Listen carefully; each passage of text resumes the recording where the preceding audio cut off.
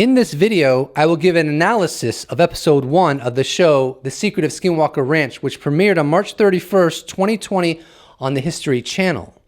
Some early criticism of the show is that it's overly dramatized and there are seemingly reenactments and it's not really a documentary.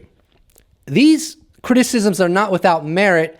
However, I would argue that the show was very entertaining and provided a much closer look at the scientific investigation taking place there right now, which, regardless of the show's format, is a very serious investigation with qualified scientists, real scientific instrumentation, and significant funds going into the operation. Significantly, the owner of Skinwalker Ranch, Brandon Fugal, a real estate mogul and tech investor, is not currently making a single dime off the History Channel show. Here's a quote from him in that regard. I do not expect to ever see any return on my investment in the ranch in establishing and expanding our scientific programs. My hope is that the investigative series can provide a media platform to bring attention to these topics and also provide resources in the future to help support research. And furthermore, he's been putting a lot of money into the scientific effort at this ranch for quite a while now. Here's a quote from him regarding that. I believe we have invested more regarding equipment and systems on the ranch in the past 2 years than the previous 20 in service to advancing the effort launched by Bigelow. And here's a tweet from Fugal praising Bigelow for his pioneering scientific efforts on the ranch. So true. I have great respect for Robert Bigelow. He is one of the very few high-profile business leaders with courage to not only fund research, but also put his reputation on the line and openly discuss these topics. It takes courage and thick skin. Kudos to Davis Knapp Kelleher. I also want to say that I do not believe that this show is scripted, and Fugal makes it clear that it's not. But of course, when cameras are on people, they may be apt to behave somewhat differently than if there were no cameras. And that's just the nature of the beast, and I'm okay with that.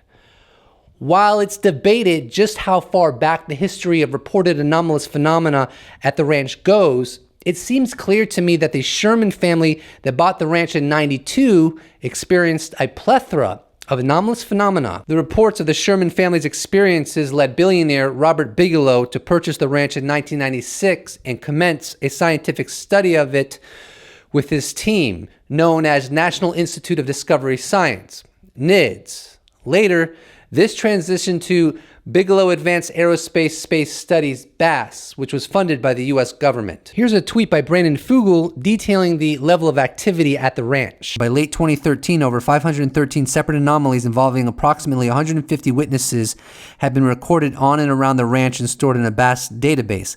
After 2013, reports continued to be provided to Bigelow from both security and caretakers. It should be noted that dozens of professionals worked on the ranch during the BASS tenure, and many of them to this day refused to step foot on the ranch as a result of their frightening experiences on the property. I think it's fair to say that at the absolute minimum, anomalous phenomena has been reported on the ranch for the past 28 years. Is everyone, including those that refuse to step foot back on the ranch, delusional about the purported phenomena taking place there?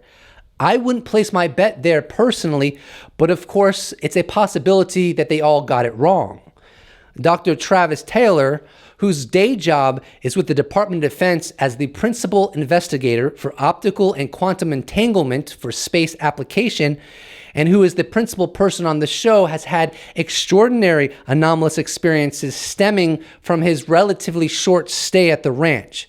He states in an interview on Richard Dolan's YouTube channel. Somehow or other, it interacts differently with different people. And some people, once they go to the ranch follows them home, and we call that the hitchhiker phenomena.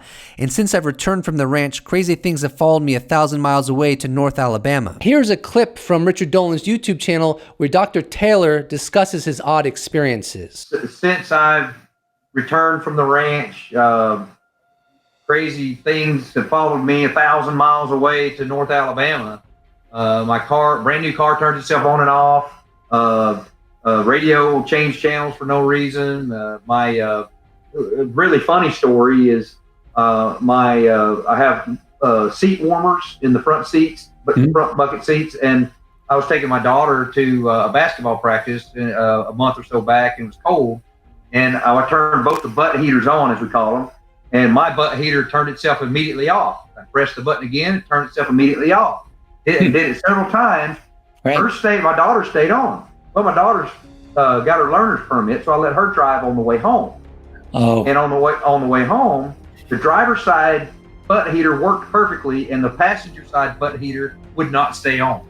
Sounds like it's messing with you, man. Little things like that. Yeah, the Loki trickster type stuff. Right. And it's odd. And Well, that's things beyond, like that happen.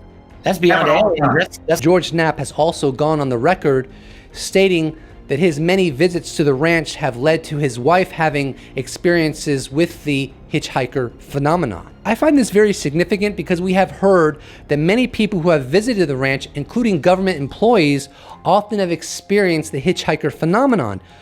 But almost nobody has publicly gone on the record about it. Now, at the very minimum, we have both George Knapp and Dr. Taylor professing the reality of this phenomenon. Dr. Taylor stated on Dolan's show that the hitchhiker phenomenon could be based on physical phenomena that can be measured. He ponders the possibility of the hitchhiker phenomenon having a connection with quantum entanglement, where something happens at point A, then later something at point B that was once at point A can be interacted with. This would be one possible way to explain why some people who encounter weird phenomena at Skinwalker Ranch continue to experience that kind of phenomena when they go back home thousands of miles away. On a recent Coast to Coast AM show, Brandon Fugal was asked if the U.S. government has inquired what their findings have been on the ranch. Here's what he had to say. That said, in direct response to your question, yes, I have been approached, and our team was summoned in the past to Washington, D.C. to give testimony and to report on what we have been observing on the property. There appears to be a very real, sincere interest on the part of a number of agencies and programs that are at least monitoring what is happening relative to reports on the ranch, and they seem sincere and in the spirit of collaboration. Again, I didn't have any problem presenting the evidence and the data that we had collected, and I felt like it as a demonstration, at least on my part, my team's part, that we really do consider this a stewardship and we're sincerely focused on the facts and really utilizing real scientific rigor. Fugal goes on to detail his experience interacting with officials in Washington, D.C. by expressing his disappointment that they clearly wanted any data and information that him and his team acquired while doing a scientific investigation at Skinwalker Ranch, but the same officials were not willing to reciprocate and give him and his team information that the U.S. government has gathered studying the ranch or any information associated with the ranch, and he found that to be rather disappointing. George Knapp goes on to ask. The premise of the OSAP study, which Bass was the contractor for the DIA, is that there are national security implications for what has been reported at the ranch. I don't know exactly what that is, maybe wormholes, holes in the sky, beings coming in and out from someplace else, and intelligence operating there. Do you agree that there are national security implications? Fugal answers. Well, yeah. I think when you're seeing objects and phenomena that are seemingly violating our airspace, that aren't showing up on radar or really operating, behaving the way that conventional craft would behave, I think it should raise questions. I would think there are implications, and I would think it would be of great interest. I'm glad that there has been, I think, a more serious effort to bring the truth to light. I think that the New York Times story and the other journalism, the other reports that have now come forward, and everything from your fighter pilots to others that have had the courage to go on record relative to what they have seen, I think it really shows that we may be entering a new era of disclosure or at least honesty. And I think that's refreshing. I would think that anyone who does their due diligence and looks into this field of inquiry has to look at it from an honest perspective and has to admit that there is some real compelling evidence. We've seen it at Skinwalker Ranch. Brandon Fugal explains in the first episode why he's interested in leading a scientific investigation at the ranch. Here are his sentiments. I grew up middle class with very strong religious upbringing. That upbringing has only helped strengthen my belief that there is more to our existence than meets the eye, and I am still looking for the nature of the universe and asking some of the core questions. Where did we come from? Why are we here? Where are we going? I truly believe that Skinwalker Ranch is a place where some of these questions may be answered or at least better understood. Now, I find this absolutely fascinating. On the one hand, there is clearly national security implications regarding the purported anomalous activity on the ranch. For example, if there are truly portals opening up over the ranch in which vehicles are traversing through, you could see how this would be of prime interest to the Department of Defense because there could be strategic application there. Imagine being able to fly a B-52 bomber through a portal during a hot war, and seconds later, you're over your enemy's territory, 10,000 miles away. On the other hand, what's happening at the ranch may be a doorway to greater insight on the true nature of our universe, consciousness, and why we're here. In other words, both the spiritual seeker and the military-industrial complex will find great interest in what's been purported to happen at Skinwalker Ranch. That's quite the juxtaposition. Now let's get into some of the evidence that is portrayed in the show. Brandon Fugal gives a presentation and shows footage of a 500-foot section of the mesa that has become totally illuminated, and nobody knows what the source of that illumination is. Then he goes on to explain that him and his team witnessed several instances of compact light pillars that have appeared above the mesa. Skeptic Robert Schaefer writes in his review of the first episode regarding these light pillars. In the above screenshot from the program, we obviously see a photo of a light pillar, a well-known if uncommon phenomenon in meteorological optics. It's clear that not only does Fugal know nothing about such optical phenomena, but, like his counterparts in TTSA, he failed to consult anyone who does. This does not inspire confidence in the quality of his experts or his investigations. That seems like a fair criticism at first glance. However, in fairness, I think it would have been helpful to have gotten further details from the researchers at the ranch before assuming that there is nothing at all special or Irregular regarding the light pillars that have been recorded at Skinwalker Ranch. I have heard that the pillars shooting up from the mesa at Skinwalker Ranch only show up in infrared and also appear when temperatures and conditions would not necessarily allow for ice crystals, which sometimes facilitates light pillars. Finally, Fugal shows a bright luminous object that came into view in the western sky and disappeared behind the mesa, and it traveled at a speed that is not consistent with typical aircraft. Plus, at the time it appeared, there was no historical flight data showing commercial or private air traffic. The fact that 3 pieces of forensic evidence of potentially anomalous phenomena were presented within the first 10 or 15 minutes of the show is valuable and underscores that the operation at Skinwalker Ranch is based on scientific investigation, not just witness testimony. We can debate what the data actually means, but it's still real data, and I think that's extremely valuable. Later in the show, Dr. Taylor detects electromagnetic radiation at the foot of the mesa utilizing a tri-field meter. He stated that the radiation seemed to get stronger as they ascended the mesa, and that the strength of it was much more potent than what you get from your cell phone or Wi-Fi routers and should not exist in nature. He also made it clear that it was coming from random directions in an unpredictable fashion. Here is the commentary physics professor Kevin Knuth had on that scene. The whole business with the tri-field meter was simultaneously interesting and unprofessional. The RF setting measures broadband radio frequency, electromagnetic radiation, not just microwaves. But by saying microwave radiation and describing it as dangerous, conjures up images of engineers with their retinas boiling off. It certainly adds to the drama, but it is horribly imprecise. Later in the show, it is revealed that the superintendent of the ranch, Thomas Winterton, dug on the ranch, and 3 days later he had a goose egg on the back of his head and his scalp separated from his skull.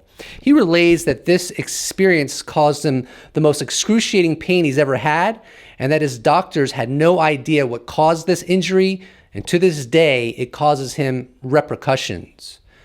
A major theme of Skinwalker Ranch that started even before the Shermans purchased it is that digging on the ranch is a big no-no and can cause problems. While the proposition of digging on the premise of the ranch causing anomalous phenomena to materialize is fascinating, it would have been ideal had Thomas's doctor been interviewed. Furthermore, correlation does not necessarily equate to causation. Nevertheless, his testimony is fascinating considering the context of the ranch. Not surprising to me, Brandon Fugal has been getting a lot of crap from not only the skeptic community, but also from the UFO community. The way many people have responded to his openness, willingness to share data, and put money into this operation only serves to underscore that no good deed goes unpunished.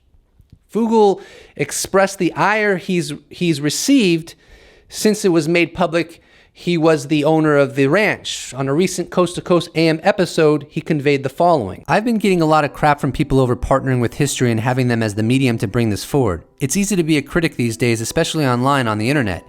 When you're trying to disseminate information and you're trying to engage the public and be open, transparent, and do it right in a first-class fashion, I mean, there are very few outlets that frankly will touch this with a 10-foot pole no matter what evidence you show them. People are understandably frightened of the topic. There's a reason why most credible business people in my position would never submit to being involved or to at least admitting involvement or an interest in this topic because it's treacherous. You end up getting torn apart, and it's funny. It's not only getting torn apart by the skeptics, you get torn apart by the very people who should be championing your cause. That's been one thing that's been really eye-opening to me is so-called ufologists. I swear they are their own worst enemy. I think if people tried to check their egos and have an open mind and try to look at the glass half full, look at this as an abundance type of opportunity as opposed to scarcity, I think we'd be getting a lot more done. I'll end this video with a sentiment that Brandon Fugal made in a recent Coast to Coast interview. If our investigation ends up proving that we are not alone in the universe or our reality is a lot more complex than conventional physics would lead us to believe, I think we truly may have the greatest science project of our time here. I agree completely with that sentiment, and I sincerely hope that Fugal and his team that are doing a real scientific investigation on what's happening on the ranch get the last laugh.